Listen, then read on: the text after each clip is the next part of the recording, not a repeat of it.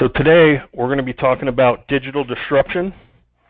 But first, let me go ahead and introduce our consortium of IT services and cloud computing companies. Thanks for joining us today for another Business Tech Talk session. My name is David Moorman, and I am the president of Dynasys Integrated Systems Corporation located in Atlanta, Georgia.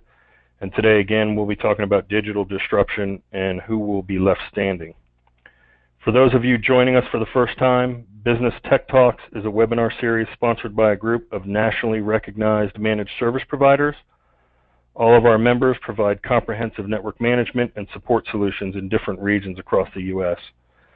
Our overall goal is to further educate business executives, decision makers, and IT professionals about key topics related to technology, share our industry knowledge and best practices, and promote business innovation, growth, and success. At any time during this webinar, feel free to submit your questions. I'll have a few minutes at the end of the presentation to circle back and answer these questions for you. So let's go ahead and get started.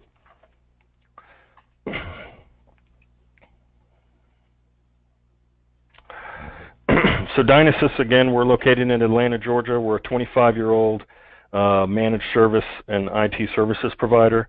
We have about 55 employees and 30 technical engineers and do everything from managed IT support, managed security, cloud solutions, and ITSM consulting. I'm Dave Moorman. I founded the company 25 years ago. I live here in Milton, which is north of Atlanta, about 25 miles, with my wife Kim, my son Max, and my daughter Avery. And again, I've been doing IT work under Dynasys for the last 25 years and are continually trying to develop new best practices and services for small to mid-sized businesses. I'd like to start out this presentation, and this is a pretty new presentation for us. I've only given it one other time as a seminar, but I always like to start out about recalling the first memory I've had of digital disruption. And it goes back to the Blockbuster days, and everybody knows what happened to Blockbuster. Not so good of times for them. But in 2004, Blockbuster employed almost 60,000 employees in more than 8,000 stores. And I'm sure everybody remembers Circuit City. And Circuit City at the time had developed a technology called DivX. And basically what that was, and I still actually own one of these players, a Panasonic I have at the house in my basement, collecting dust, but basically it was a DVD player that had a modem built in. And back then, you could go to a Circuit City, you could buy any one of hundreds of movies for about $4, and you'd bring it home and you had 48 hours to watch this DVD movie. And then after 48 hours, anytime you wanted to watch it, you just put the DVD in the player, it would dial out the modem across the landline, and it would authorize you for $3 to watch the movie again. This was kind of the first, alpha version of what I would consider movie streaming. Blockbuster actually bought that technology from Circuit City. Rumors had it for around $1 billion, and they actually scuttled the technology. So instead of, them thinking of this is the next wave of how instead of people driving to the store on a Friday night to rent a movie, and then you get to the store and the movies are out, they didn't realize that this was the first step towards network streaming, that they could have changed their business model and become more digital at the time and saved their brand and their organization. Netflix actually came out with a similar technology and then got into the movie streaming, which we all know today.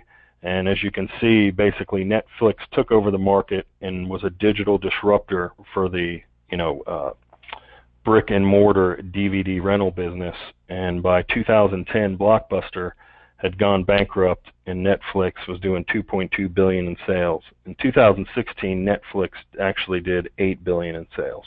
I always like to start with that story because going back when I think of digital disruption, I actually lived it because I actually owned one of these DivX players that actually became obsolete the day that they scuttled the technology. And I think it's interesting to see how such a big giant like Blockbuster went out of business because of digital technologies. And the CEO and the leadership of that company didn't have the forethought to think ahead of where the market was going. So here's a disclaimer. we are not advocating a premature abandonment of your current core business practices or business models. Most mature organizations have considerable value that they can and should expand upon by digitizing key internal processes. So for the digital business, we're going to talk about digital business, what digital is, digital transformation, and digital disruption all in a quick presentation here. But it basically, in digital business, technology helps deliver achievable, highly beneficial outcomes in a big way. So really what we're trying to do is four things as a business, or when we talk to our clients or prospects. At the core, the least common denominator, we're trying to increase productivity, reduce overall cost, minimize corporate risk, and maximize growth. And by doing this, we'll overall increase profitability. So these are the four things that we're always trying to achieve when we talk about digitalization or digital business or digital disruption. So what we want to do is, become a digital business and turn technology into a competitive weapon. So it's a brave new world. Technology reaches every aspect and every function within a business organization. The challenge is you can't just take technology and throw it at the IT people and then hope they come up with something magical. We need leadership and C-level executives to get more involved in the business and with technology. And there needs to be much more emphasis on the I in information as opposed to the T in technology. Organization has spent 3 decades building out what we call systems of record, and this is basically computer systems where we're just recording transactions of the basic elements of the business. But we're now moving into a different era with systems of engagement, where users and employees of companies are more engaged with the technologies they use on a daily basis. And then knowledge workers are telling us they're drowning information, but thirsty for knowledge. So I'd like to go back and show, how we've gotten to the digital economy. So we were in the pre-industrial era in the late 1700s to mid-1800s. Then the industrial era kicked in until about 1990. And now we're in the information age, or what we call the digital age. And it's only been going on for about the past 25 years. So digital economy is based on data. Data provides us information. And what we want to do with this information as an organization is we want to create a two-way conversation with our market. So we basically want to use technology at our core to be able to figure out quickly what works and what doesn't work in the marketplace with our clients. And the result of trying to do this is what we call digital disruption.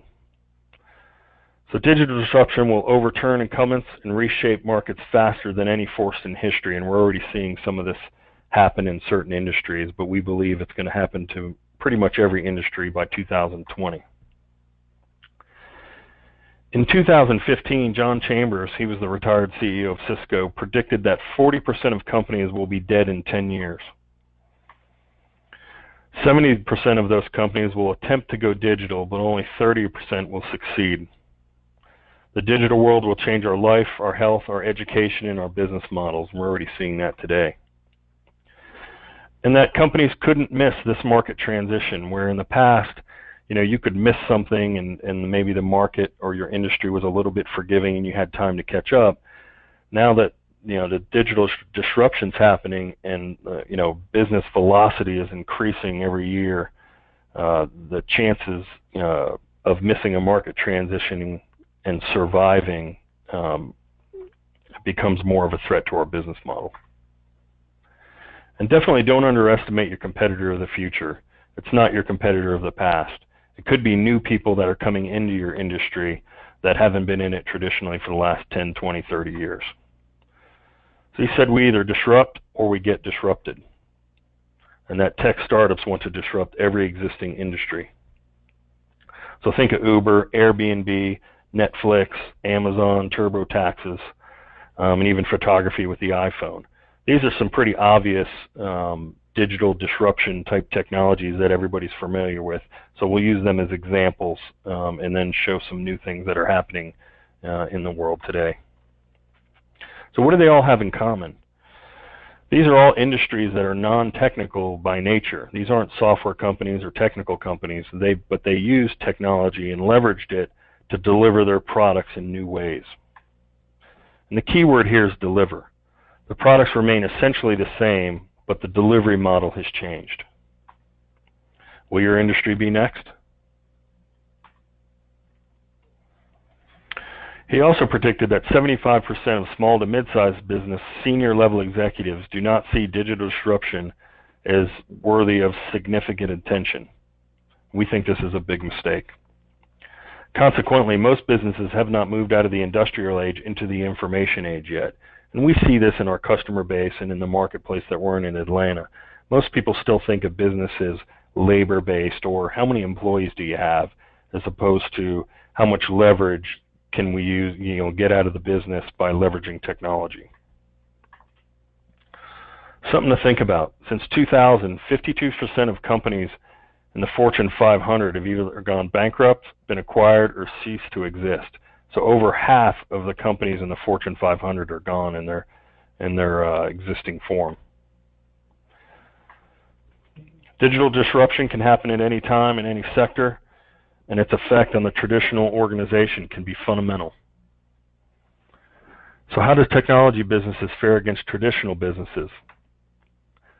This is a cool chart we put together, and it basically shows that in the year 2001, out of the top 5 companies in the world, only one technology company, Microsoft, at the number 2 spot, was in the top 5. You can see GE, Exxon, Citibank, and Walmart were all in the top 5 largest companies in the world.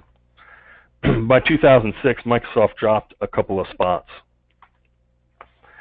By 2011, Microsoft dropped out of the top 5, but Apple pulled into the second seat with the invention of the iPhone and iPods.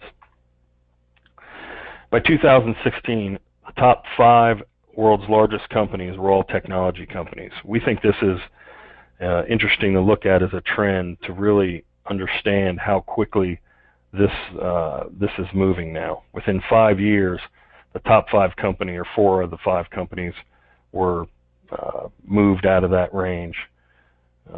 And we just think this is really telling on what's going on in the future. So what is digital? Digital is actually a language that we developed, that man developed in the 1950s based on binary code, which was discovered in the 16th century. But think of it like this. Basically, digital, the word digital means it's a language or a protocol. So think of it like Spanish. So it's a language we developed to talk to machines. So now that we've been doing this for 50 years, the pace of change is accelerating dramatically. And then what's a digital business? A digital business is one that strategically uses technologies to gain efficiencies, leverage, and agility in their organizations to beat their competition. Some companies do this more than others. Some don't do it at all, actually.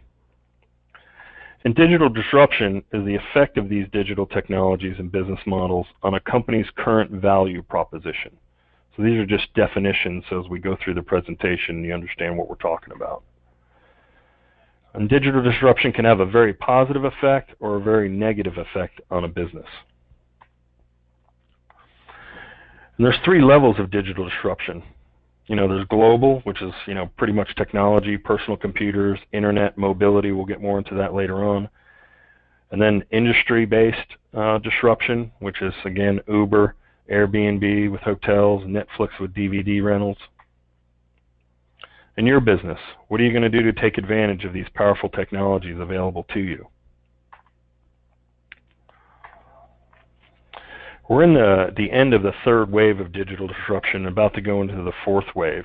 We actually predict by 2020, in the 4th wave of digital disruption, that no industry or most industries will not be protected or safe, that everything's going to be overturned.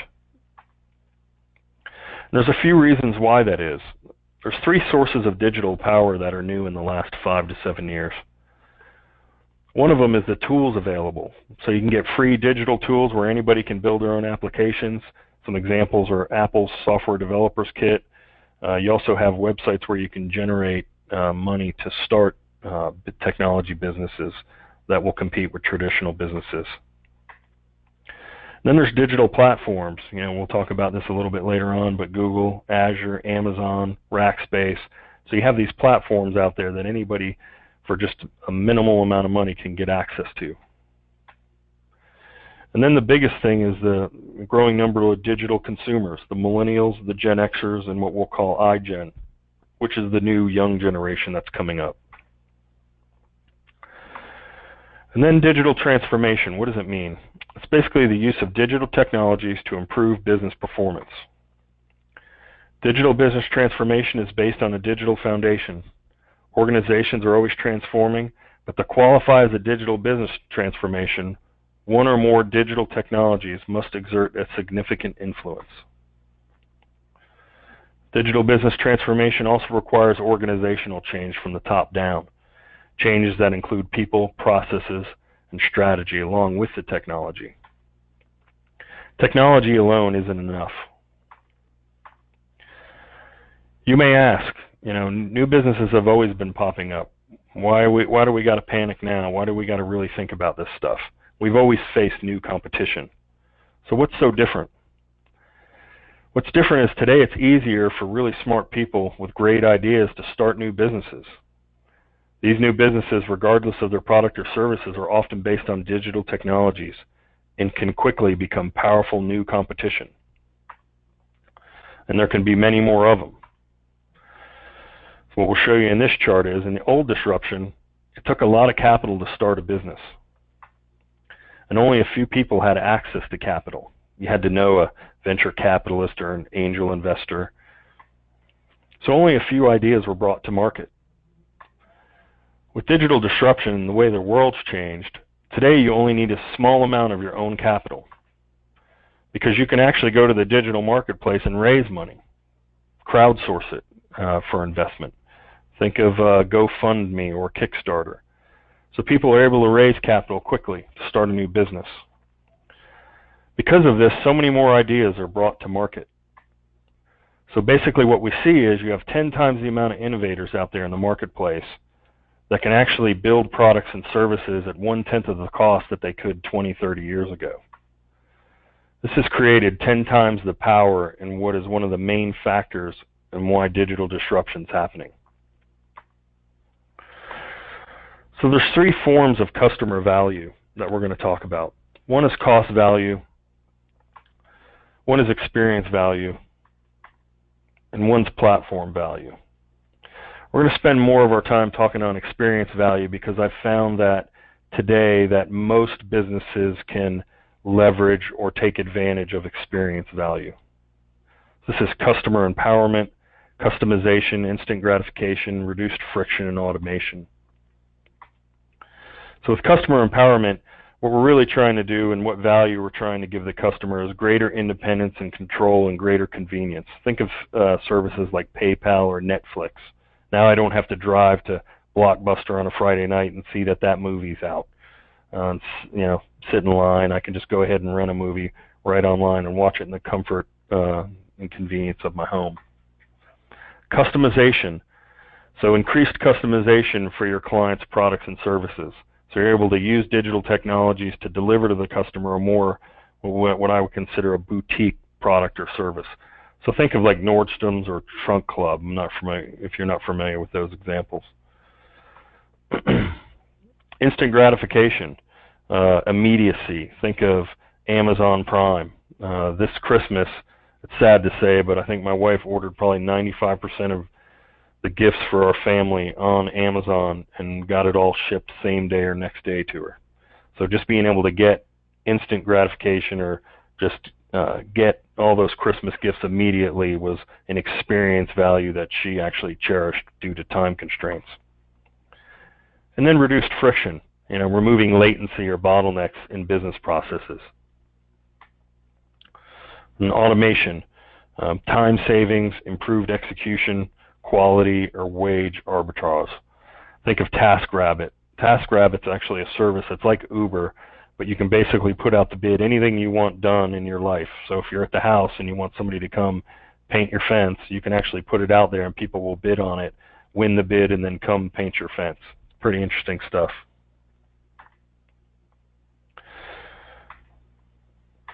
There's 5 main technology trends that are driving digital disruption.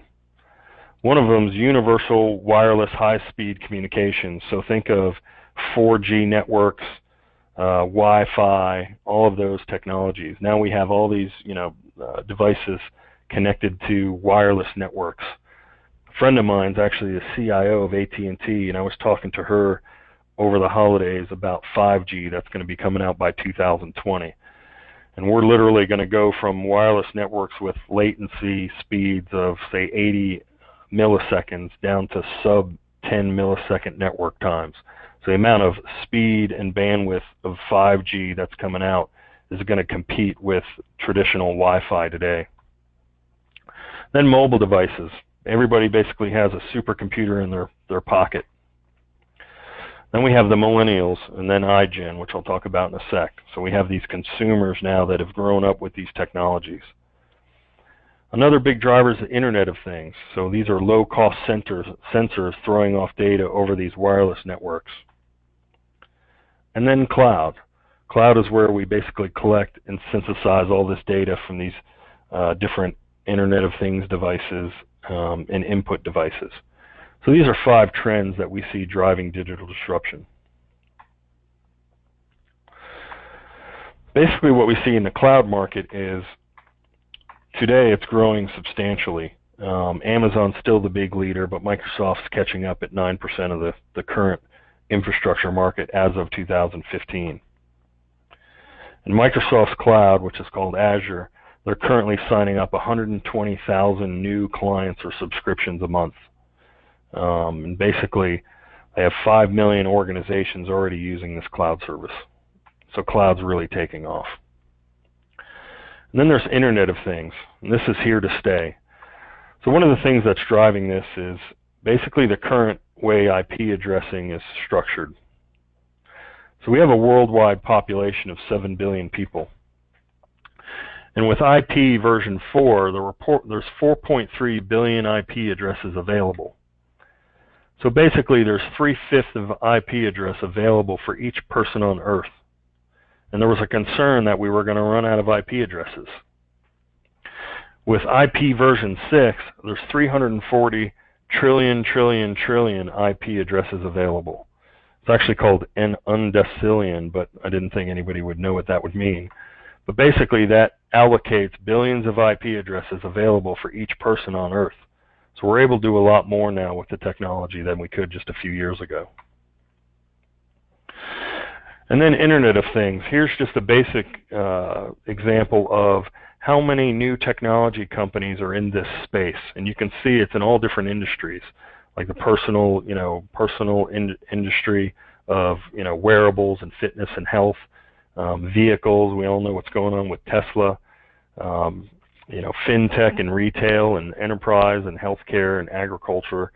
All different industries are being affected by these companies. I was shocked when I found this slide. I thought it was a good slide to show all of the different technology companies that have been spun up in the last 5 to 10 years that are now competing in the Internet of Things landscape.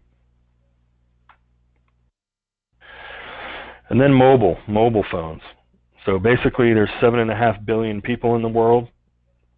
Half live in urban areas and other in rural areas. But there's 6.5 billion mobile subscribers. So, there's a 92% mobile penetration worldwide. And that's really grown over the last 10 to 15 years. And then there's these guys. This is actually my son Max.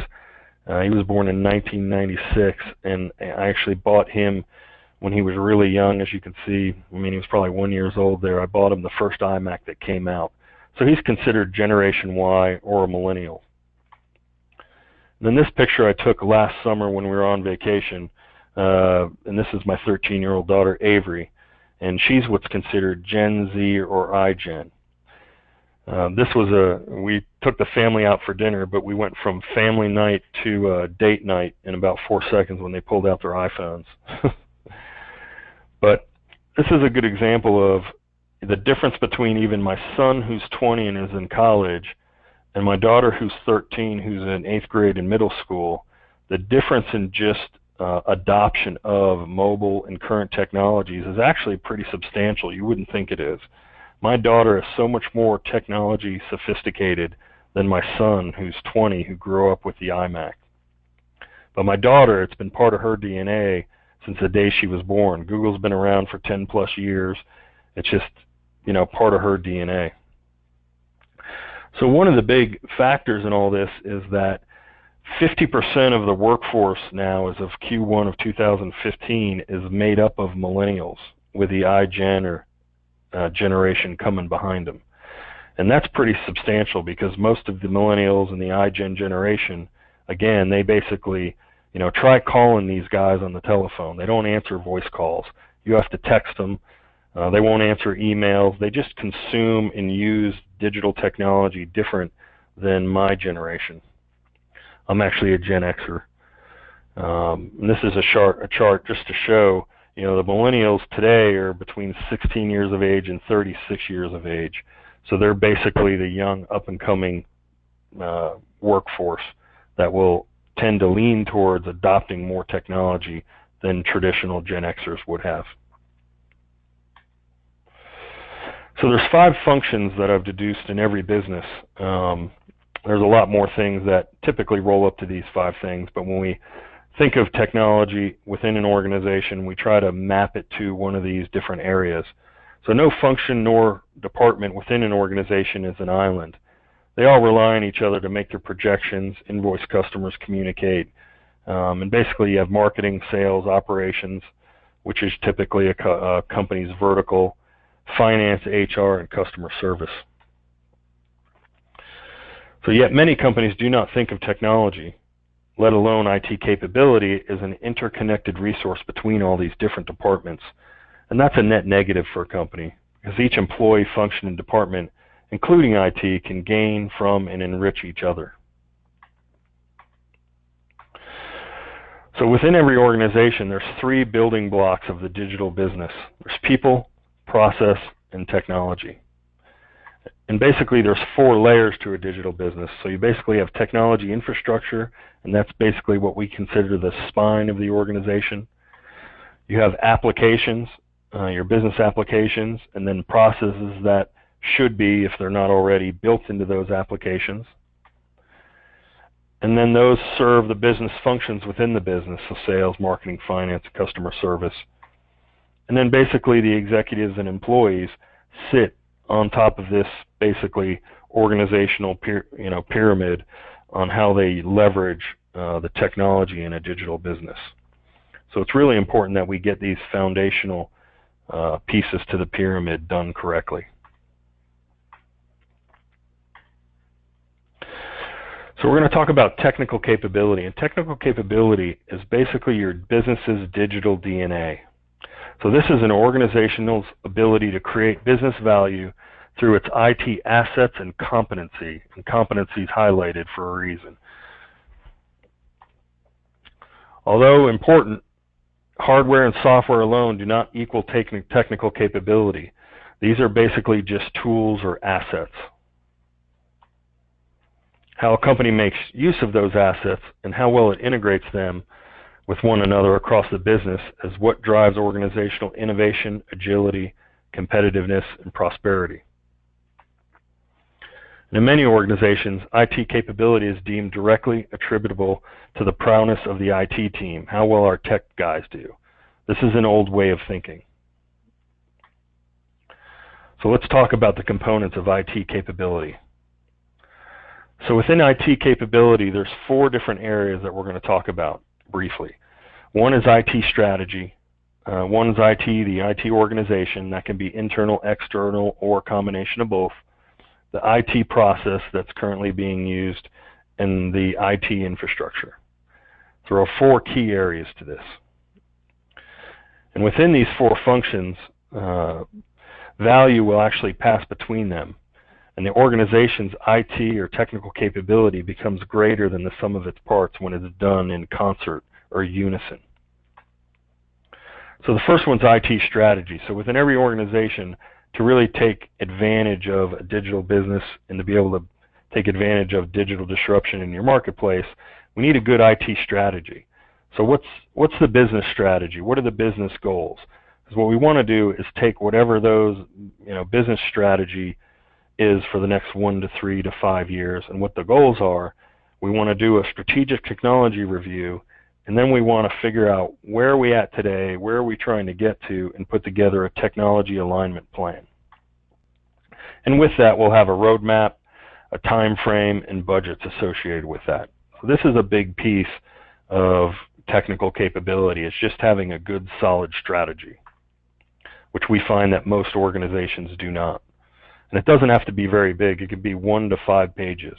But overall, sitting down and putting some thought into having an overall IT strategy. Then we have to look at the IT organization. What's our human capital look like? What do we have within our organization? What level of expertise that we can take advantage of? What are our current capabilities? What kind of expertise do we have? And then also, what kind of vendor or strategic partnerships do we have within the IT organization? This is a big piece of technical capability. So without having the knowledge on how to do all this stuff, it's really hard to have any success. I kind of liken it to, a Boeing 777. You can buy, assuming you had the money, of course, right? You could buy the plane, buy a Boeing 777. I could go into the cockpit, and I know what, the altimeter is. I know what the ailerons are. I know what the thrust lever is, and the stick or the yoke, the pedals. Like, I know what those things are, but I could never fly a plane. So you can know what a server is, and virtualization, and business continuity, and disaster recovery. You can know what those things are, but it doesn't mean you know how to synthesize them all and be able to fly the plane is where we're going. So having a really good, competent IT organization, again, internally, externally, or what we've seen, the best combination is both, is key to being able to leverage technical capability. And then IT process. Are you leveraging ITIL? ITIL is a set of processes that were developed in the latter half in the 80s and early 90s. And it's basically an information technology infrastructure library. It's basically, think of it as a set of flight manuals or manuals on how to operate a modern day IT department. And then leveraging automation tools and having some intellectual property as part of that. And ITSM, which is Information Technology Systems Management, understanding what these things mean. This is key to technical capability. And then intelligence, having basically reporting and visibility into all these things. And then having a good, solid IT infrastructure. So we want it to be available and be up 99.99% of the time, or what you've heard, maybe you've heard before, they call the 5 nines. It needs to be modernized. Typically, it needs to be virtualized. And it needs to have business continuity built into it to get that level of availability. And then security, making sure that all of our data and applications are locked down and protected. That's a key function of IT capability. And then mobility, being able to access any of your applications and data with your employees anywhere, anytime, on any device.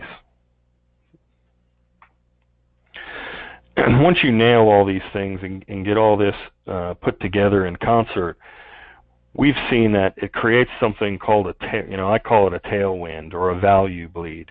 So basically, by having all these 4 different areas and these technical capabilities, being able and performing on all 4 of these, it'll actually create a tailwind for your business and accelerate you as a digital business.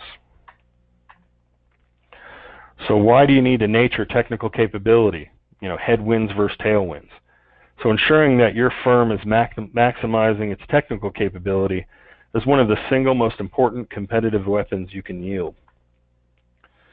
Whether technical capability, or what we call our digital DNA, is positive or negative is determined by competency in and integration among the 4 technology areas.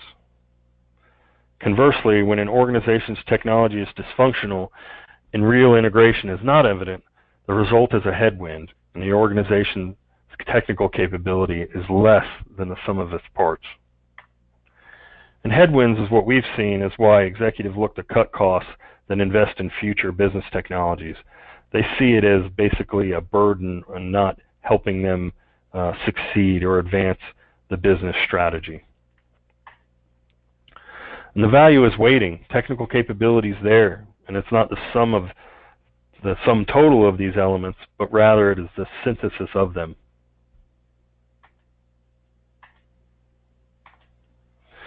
So today, in the world we live in, every business is a technology business. That's how we view the world.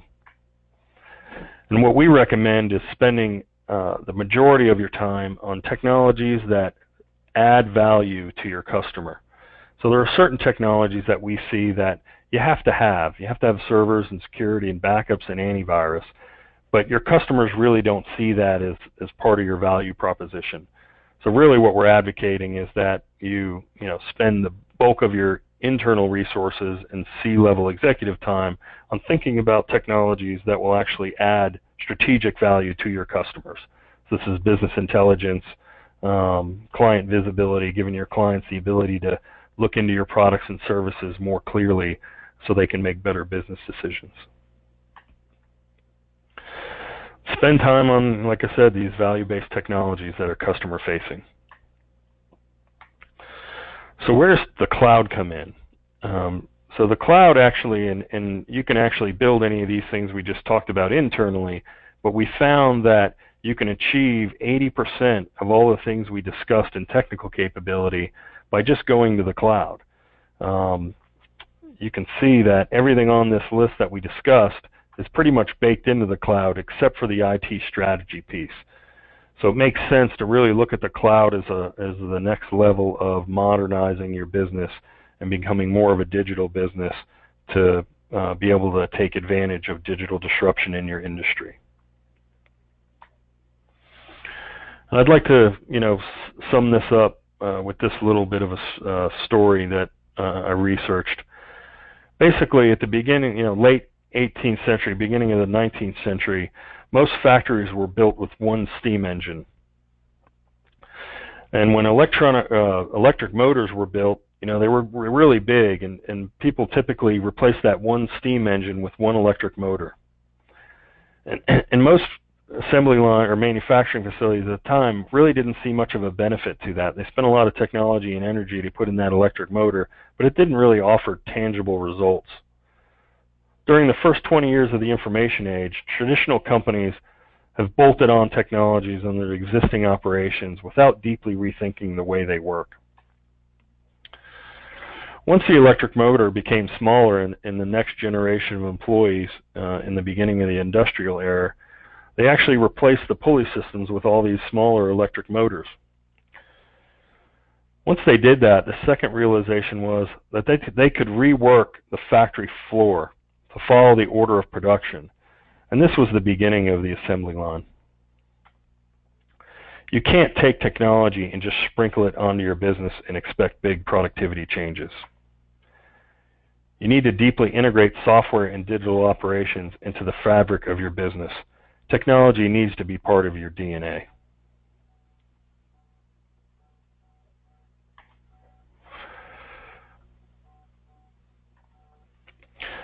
And at the end, this is what a digital business is, and this is how you tackle digital disruption. So that's the presentation I had for today. Thanks for staying on the line with me. And I want to see here if anybody has any questions that I could answer. And I'm trying to pull up the console to see what we got.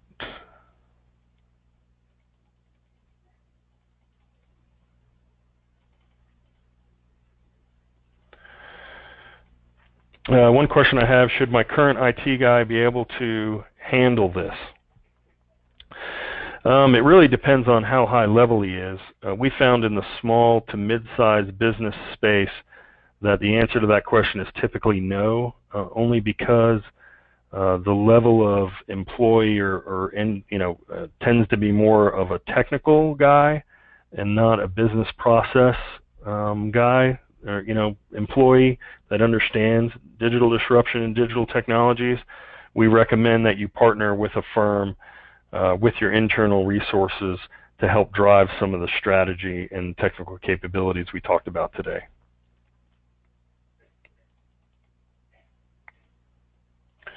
One question here is Is there one department that is better to start with than others? You know, some departments that are easy to start with, especially on adopting technologies, I think are marketing, because there's a lot of cloud-based solutions that are horizontal-based. So marketing and sales, things like Salesforce or marketing automation systems, or in customer service with CRM systems. Those are some easy areas to get into at this point. Yes, I've recorded this presentation, and I can email out a link to it so everybody has access to it. Thanks, Doug, for asking that question. And I think those are all the questions I had. I appreciate everybody attending today. Sorry, I was late to it. I had some issues with GoToWebinar and dialing in. I got a fast, busy signal. And thanks for attending Business Tech Talks, and we'll see you next month. Thank you.